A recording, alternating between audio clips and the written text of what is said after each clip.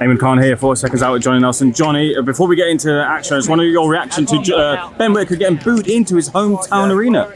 You know what? Ben is happy to play the villain, and if you play the villain, it's like pantomime. You're gonna have a love you or loathe you. But one thing they'll do, they'll buy tickets to see you win or lose. Ali was the same when he first started. People hated him. They hated him, they booed him, they turned up to watch him lose, but they put bombs on seats. And that's exactly the same with Ben. Ben's just not going to take it personal. And if he doesn't take it personal, because he don't know him personally.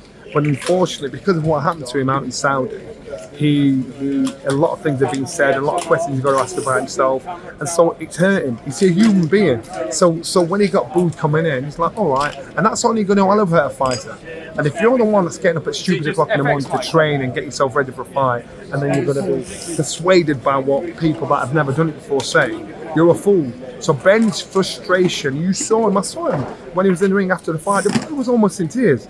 And I seen his dad whispering his ear, like bucks up, head up, chin up, and got on with it. So you've got to understand, this boy's human, and that's how it is, and these things will happen. But I wouldn't actually care if I got booed. I used to get booed, loved it. You know, and Ben's got to think, you know what, I've got my circle of trust. They're my people, and that's what should be more important to me. The question that's been asked online was the stoppage earlier. What's your thoughts? No, it wasn't. I think there was about 14 to 18 unanswered punches. Watch it again. Watch it again. 14 to 18 unanswered punches. What is the referee to do?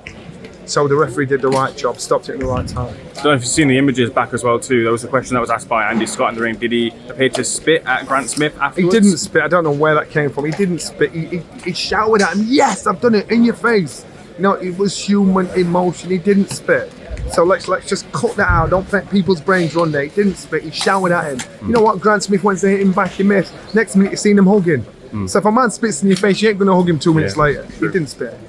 What does that performance say in knocking out Liam Cameron to the other light heavies domestically and above? Well, that says to me that's what he should have done in the first place. And because he was complacent and thought it was easy, he nearly ruined his record. He nearly ruined his career. So, and that was the best thing that could have happened to him. That's the best thing that should have been done. So then he came in. That's what he should do. That's what he's about. So now he takes his career seriously, and he actually thinks, you know what, I've got to respect every opponent and give it the respect, the training camp. Like every opponent, I've got to do the same. So it's the best thing that probably did happen to him in the first place, and that's what should have happened. I did see you ask interviewers and journalists to ask the question of the promoters to match Chris Whittaker Jr.'s generous offer to pay the expenses of the camp. I did ask Ben Shalom. There wasn't a clear answer. Essentially a no, I guess. I'm going to give you a clear answer. What I'm doing is I'm talking for the fighters. Sure. You know, I understand. I've been in those situations where shows built through and you've not been compensated. You know, not everybody's on big money. 5% of fighters are on big money. 95% of fighters aren't.